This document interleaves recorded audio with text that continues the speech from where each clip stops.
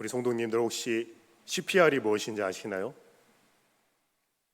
CPR은 심폐소생술이라고 하는 응급 처치술입니다. 심폐소생술은 심장박동이 멈춘 심정지 환자에게 실행합니다. 영화나 드라마에서도 보셨을 거예요. 이렇게 깍지를 끼고 심정지 환자에게 펌프질을 하는 거예요. 이미 심장이 멈추었는데 심폐소생술이 무슨 소용이나 하실 수도 있을 것 같아요. 그러나 심정지 환자에게 이 심폐소생술은 굉장히 중요합니다.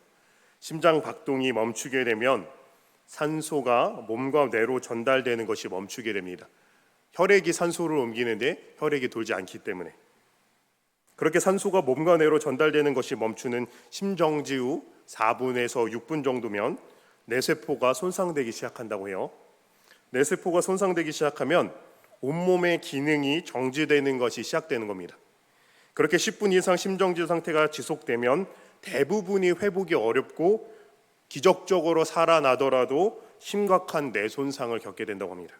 그러니까 CPR은 정지된 심장 대신에 산소가 포함된 혈액이 도는 가짜 순환을 만들어서 뇌와 심장을 되살리는 시간을 버는 거예요. 보통 의사들은 심장이 멈추었다고 해서 바로 당신 죽었습니다 하고 사망 선고를 내리지 않습니다.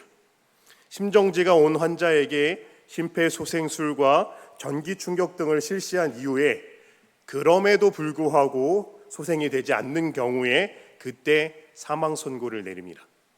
그러니까 심장이 멈추는 심정지 때에도 심정지 환자에게 이 사람은 죽었다라고 말하지 않는다는 거예요.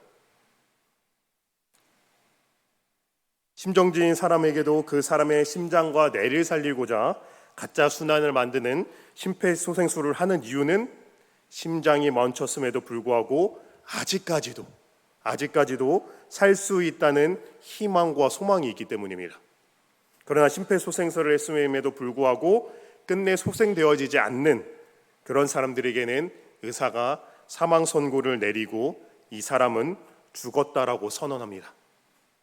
이미 의사가 사망 선고를 내리고 죽은 사람에게는요, 심폐소생술이라든지 전기 충격이라든지 이 사람을 되살리고자 하는 그 어떠한 조치도 취하지 않습니다.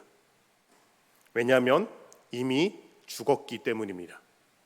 이미 죽었다는 것은 아무런 소망도 희망도 없다는 거예요.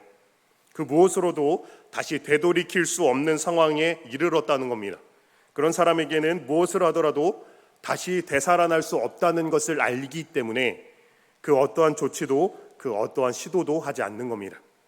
여기 계신 분들 중에 다윗의 죄악에 대해서 모르시는 분이 없을 거예요. 다윗은 하나님 앞에 커다란 죄악을 범했습니다. 다윗이 우리아의 아내를 취하며 그의 남편 우리아를 불의하게 죽음으로 몰아갔을 그때에 하나님께서는 우리아의 아내에게 다윗에게 낳은 그 아이를 치셨습니다. 여호와께서 그 아이를 치시자 그 아이가 심하게 앓게 되었다고 성경은 기록하고 있습니다. 이에 다윗은 그 아이를 위하여 하나님께 간구합니다. 금식하며 안에 들어가서 밤새도록 땅에 엎드립니다. 다윗이 얼마나 애절하고 간절했는지 그 짐의 늙은 자들이 그 곁에 서서 다윗을 땅에서 일으키고자 했어요. 그런데도 다윗이 듣지 아니하고 식음을 전폐하며 기도했습니다. 그렇게 간절히 간구하고 또 간구했음에도 불구하고 그 아이는 이래 안에 죽게 되었어요.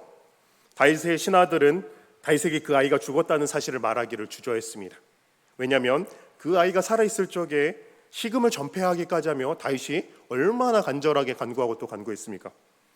다윗의 신하들은 다윗이 상심할 것을 걱정해서 다윗에게 차마 말하지 못하고 있었습니다. 그렇게 신하들이 수군거리는 것을 보고 다윗이 물었습니다. 아이가 죽었느냐? 그러자 신하들이 대답했습니다. 죽었습니다. 이에 다윗의 행동은 신하들이 생각했던 것이 아니었어요. 다른 이들이 일으켜 세우려고 해도 꼼짝을 않던 그 다윗이 땅에서 일어나 몸을 씻고 기름을 바르고 의복을 갈아입는 것 아니겠습니까? 다시 일상으로 돌아오는 겁니다.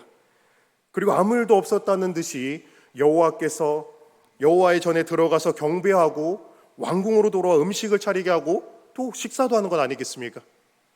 그래서 신하들이 얼마나 그 광경이 의아했는지 다윗에게 물었습니다. 아니 왕이시여, 아이가 살았을 때에는 그렇게도 금식하고 우시더니 정작 아이가 죽은 후에는 어떻게 이렇게 아무렇지도 않게 식사를 하십니까? 이에 다윗은 대답합니다. 아이가 살았을 때 내가 금식하고 또 울며 간구하며 기도했던 것은 혹시 여호와께서 나를 불쌍히 여기사 아이를 살려주시는지 누가 알까 생각함이거니와 지금은 죽었으니 내가 어찌 금식하랴. 내가 다시 돌아오게 할 수 있느냐? 나는 그에게로 가려니와 그는 내게로 돌아오지 아니하리라 말합니다. 여호와께서 그 아이를 치시기 전 나단 선지자는 분명히 다윗에게 말했습니다. 당신이 행한 일이 여호와의 원수가 크게 비방할 거리를 얻게 하였으니 당신이 낳은 아이가 반드시 죽을 것이다 라고 이야기했습니다. 반드시 죽을 것이라 말하던 그날에 선지자의 예언대로 아이는 심히 앓기 시작했습니다. 나단 선지자가 반드시 죽을 것임이라고 그렇게 선언하고 선포했음에도 불구하고 그 아이가 살아있을 적에는 다윗은 포기하지 않고 간구했습니다. 하나님 앞에 엎드려 기도했어요. 주변 사람들이 걱정이 돼서 말릴 만큼 다윗은 식음을 전폐하며 울며불며 기도했습니다. 혹시 자신을 불쌍히 여겨 하나님께서 살려주시지 않으실까 하는 그 소망으로 간절하게 기도했단 말입니다. 그런데 그 아이가 죽게 되자 다윗은 하나님 앞에 그 아이를 위하여 간구하는 것을 멈춥니다. 그리고 일상으로 돌아오죠. 왜냐하면 그 아이가 이미 죽었기 때문입니다. 다윗이 그를 사랑하지 않았기 때문이 아닙니다. 나는 그에게로 가려니와 그는 내게로 돌아오지 아니하리라는 이 말이 다윗이 그 아이를 가슴에 묻었음을 짐작할 수 있게 하는 것 같아요. 다윗은 그 아이를 너무나도 사랑했지만 그 아이를 위해서 식음을 전폐하며 기도했지만 이미 죽었다는 것을 알기에 자신의 능력으로 그 무엇도 할 수 없다는 것을 이제는 알기에 이제는 끝났기에 다윗은 그 아이를 위하여 더 이상 하나님 앞에 간구하지 않았던 겁니다. 이미 죽었다는 것은 끝났다는 거죠. 살아날 어떤 소망도 희망도 없다는 겁니다. 오늘 본문 1절에서 바울은 에베소서를 읽는 모든 이들을 허물과 죄로 죽었던 너희를 이라고 말하고 있습니다. 이것은 에베소의 그리스도인들뿐만이 아니라 현재를 살아가는 저와 여러분 또한 포함하고 있는 말씀입니다. 죽을 수밖에 없었던 죄인, 죽을 예정이었던 죄인이 아니라 이미 죽었던 자들이라고 말하고 있습니다. 죽을 예정인 것과 이미 죽은 것은 차이가 큽니다. 심정지 환자와 의사가 사망 선고를 내린 사람은 비교할 수 없는 근본적인 차이가 있습니다. 심지어 심정지 환자조차도 아직 살 수 있다라고 하는 희망과 소망이 있습니다. 그렇기에 심폐소생술을 실시하는 겁니다. 이 환자는 아직 살 수 있다라고 하는 소망이 있기 때문에 아직 사망 선고를 내리지 않습니다. 심폐소생술을 하며 전기 충격을 하며 다시 소생하길 바라며 이것도 시도하고 저것도 시도해 볼 수 있는 겁니다. 그러나 의사가 사망 선고를 내린 이후에는 그 어떠한 시도도 하지 않습니다. 이미 죽었기 때문입니다. 어떠한 소망도 희망도 없기 때문입니다. 바울은요, 우리가 그런 상황에 있던 자들임을 말합니다. 이미 죽어서 아무런 소망도 아무런 희망도 없는 인생이 우리였음을 말하고 있습니다. 그렇다면 우리에게 아무런 희망도 아무런 소망도 없다는 이 말이 뜻하는 바가 무엇입니까? 바울이 말하는 이미 죽었었다라고 하는 그 말이 무엇을 뜻하는 것이겠습니까? 우리가 신체적으로 죽었음을 이야기하는 것이 아닙니다. 바울이 말하는 죽었다라고 하는 것은 우리가 우리의 허물과 죄로 말미암아 하나님과의 관계가 단절되었음을 이야기하는 겁니다.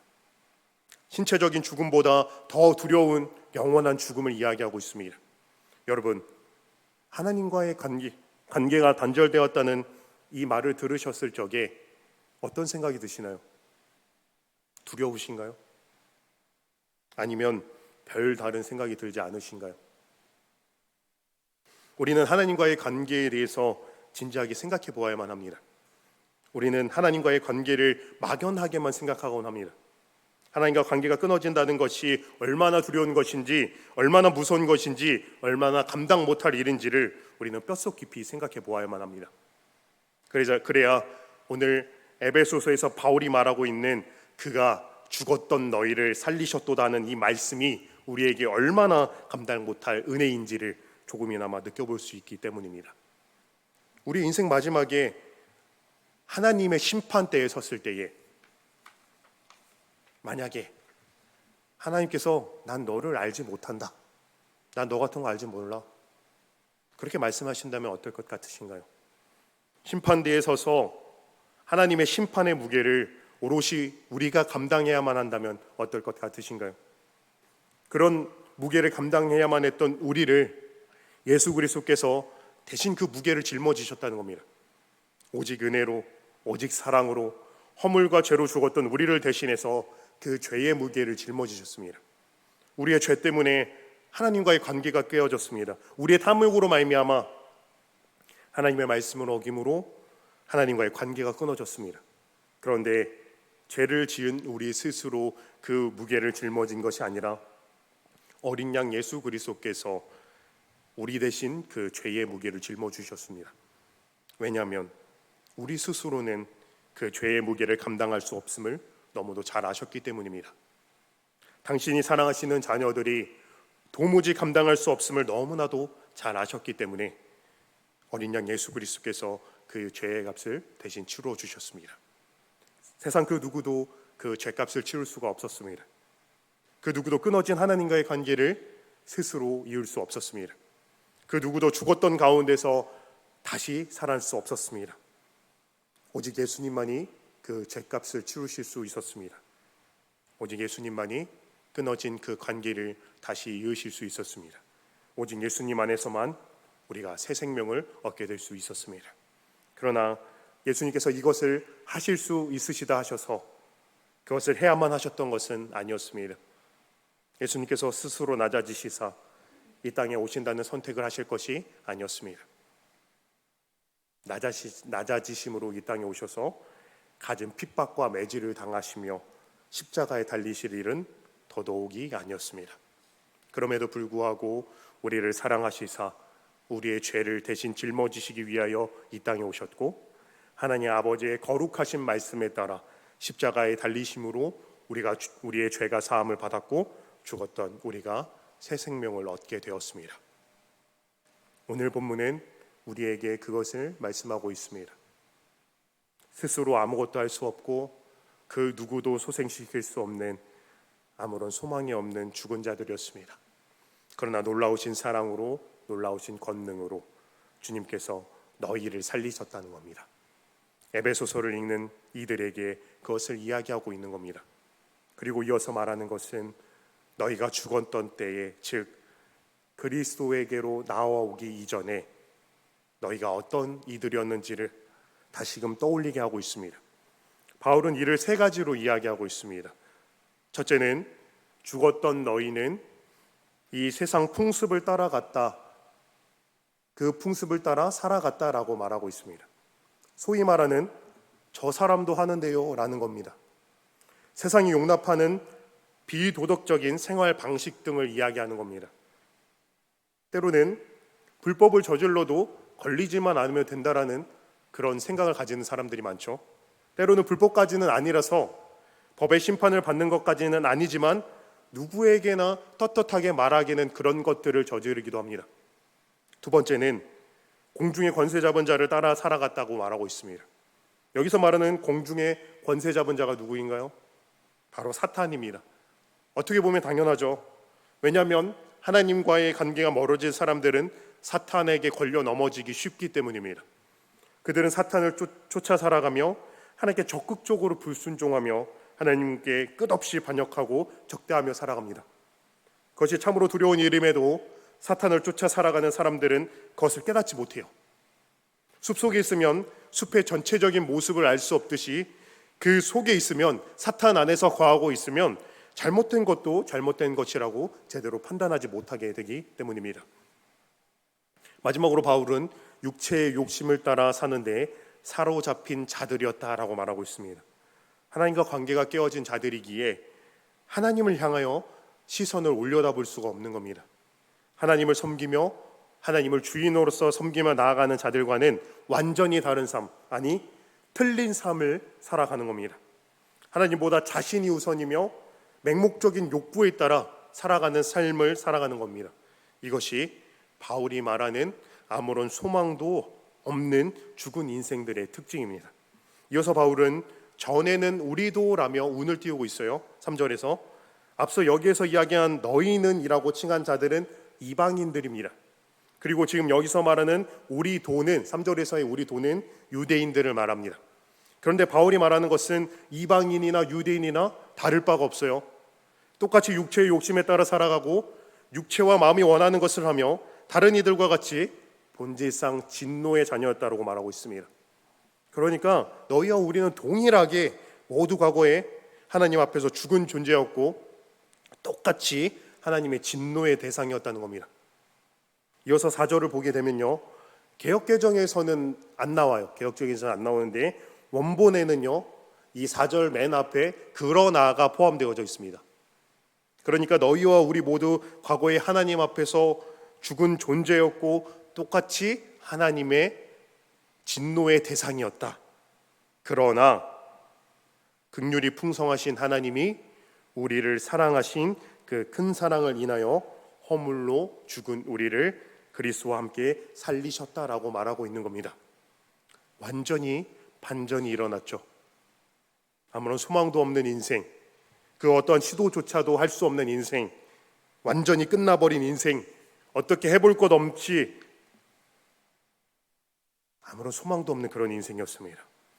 그러나 하나님의 사랑으로 하나님께서 우리를 긍휼히 여기심으로 아무런 소망 없는 인생에서 소망 가득한 인생이 된 겁니다. 여러분, 이 사실이 얼마나 우리에게 커다란 은혜인지를 함께 나눠봤으면 좋겠습니다. 하나님께서 죄를 끔찍히도 싫어하시는 것을 우리 모두가 다 압니다. 또한 하나님의 거룩은 죄를 허용하지 않으시죠. 이사야가 하나님을 대면하고 첫 말한 것이 나는 망했다라는 거예요.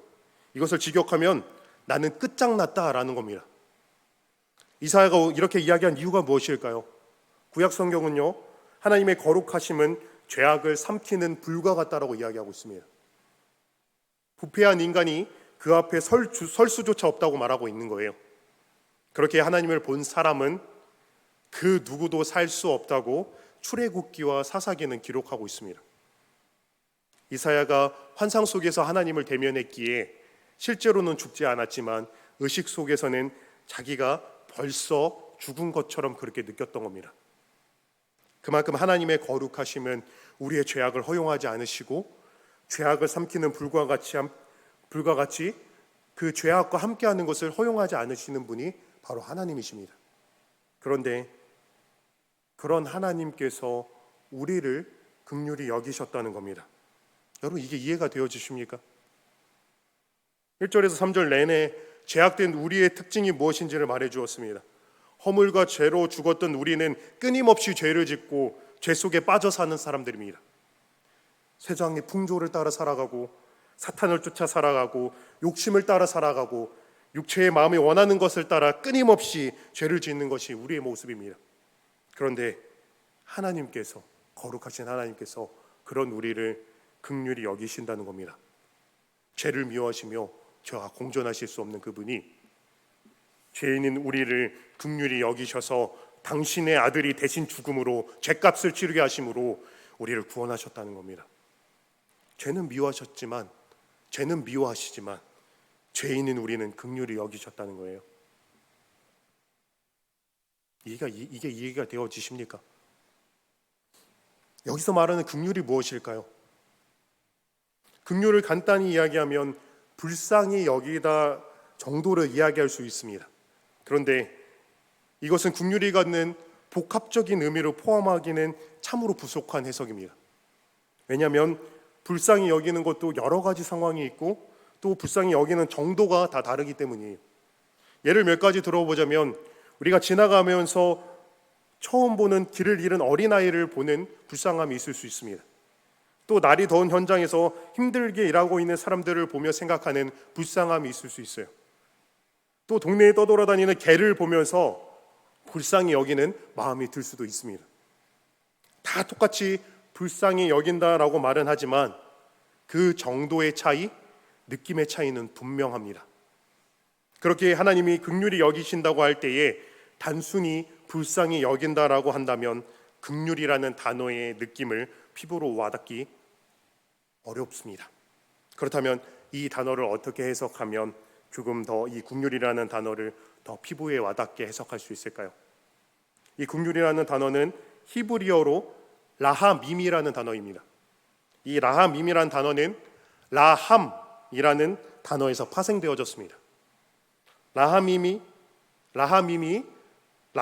단어에서 파생되어졌다는 것은 라함임이라는 이 단어는 당연히 라함의 의미를 포함하고 있겠죠.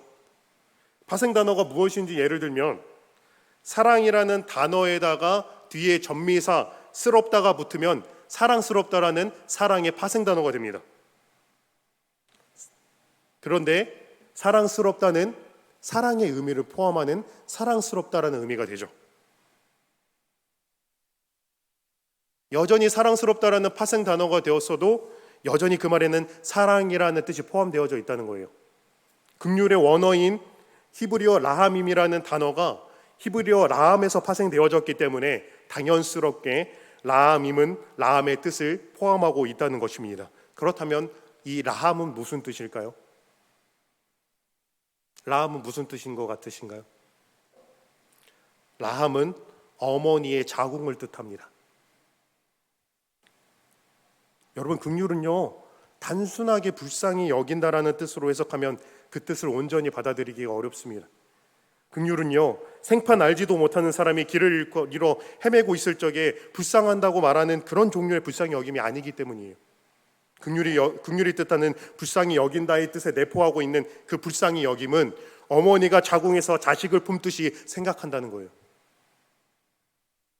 여기 계신 모든 어머니들은 이 말의 뜻이 더욱더 확 와닿으시겠지만 남자인 저는 옆에서 지켜봐왔던 정도로만 그 뜻을 가늠해 볼 뿐입니다. 모든 어머니들이 마찬가지로 대단하시지만 임신한 어머니 또한 참으로 대단합니다. 사람은 열이 오르면 아프기 마련이죠. 때로는 온몸이 맞은 것처럼 아프기도 하고 열이 올라 온몸에 오한이 들며 한여름에도 온몸을 바들바들 떨기도 합니다. 그 정도가 되면은 목숨이 위태롭기도 해요.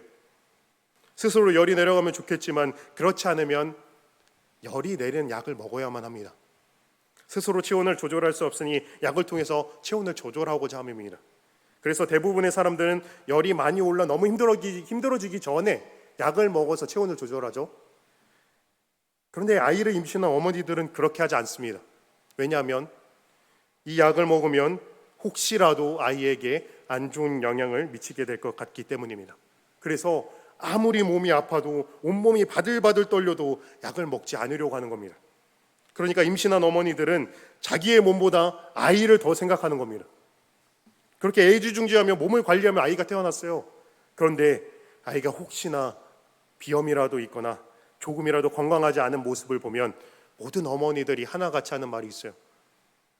그때 내가 조심하지 않아서 우리 아이가 그런가? 그때 내가 좀 더 조심했더라면 우리 아이가 그렇지 않을 텐데. 그렇게도 노력해놓고서는, 그렇게도 희생해놓고서는 그것으로도 모자라 자책한다는 거예요. 내가 좀 더 잘해볼 걸, 그때 좀 더 참아볼 걸, 그때 내가 그렇게 하지 말 거라며 자식이 조금이라도 힘들어하는 모습이라도 보이면 그것을 자책한단 말입니다.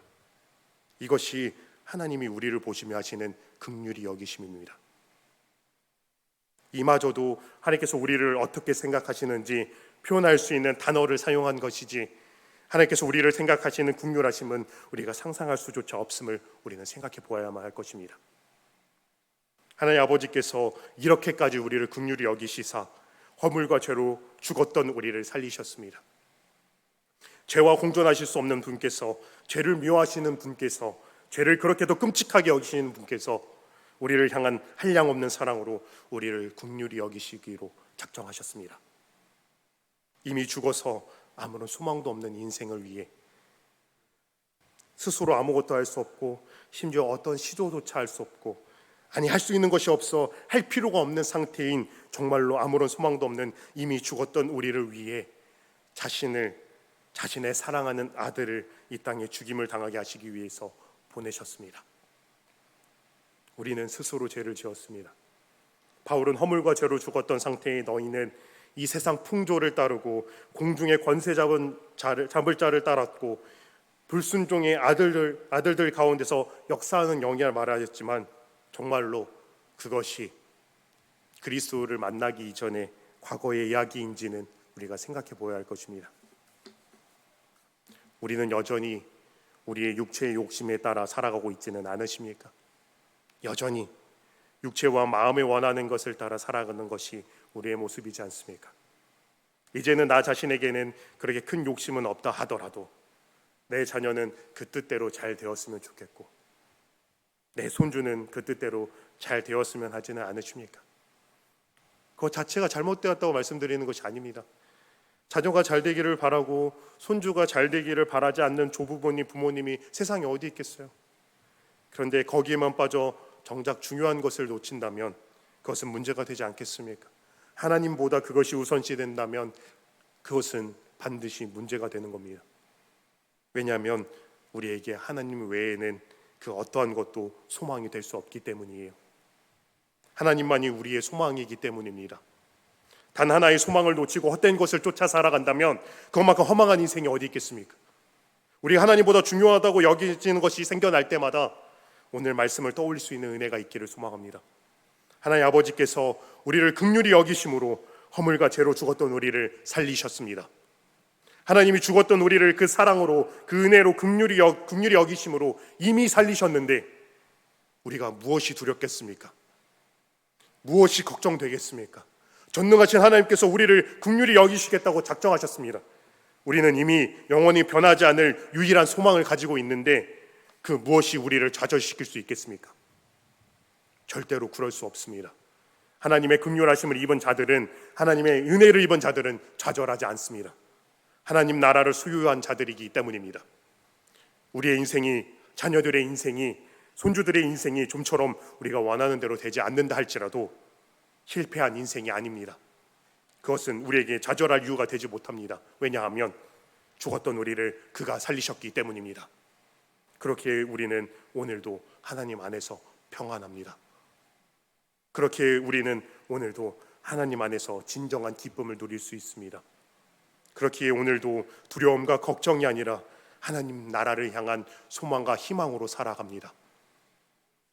이 고백이 넘쳐나는 우리 금성교회 모두가 되기를 진심으로 소망합니다.